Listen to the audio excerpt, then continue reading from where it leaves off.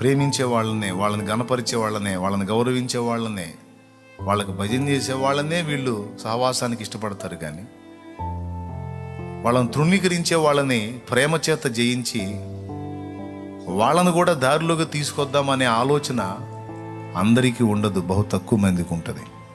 అలాంటి మనసు ఉన్నవాడు తప్పనిసరిగా దేవుని పాత్ర అవుతాడు. స్త్రీ అయినా పురుషుడైనా దేవుని ఏర్పాటులో ఒక నాయకుడు, నాయకురాలు అవుతారు.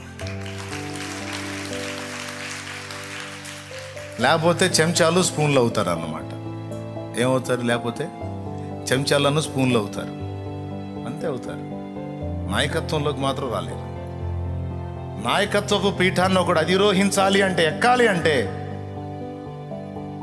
పనికొచ్చిన వారిని, పనికి రాని వారిని కూడా చేతిలో పెట్టుకుని, పనికి రాని పాత్రలను కూడా పనికొచ్చే విధంగా మలచేవాడే నాయకుడంటే.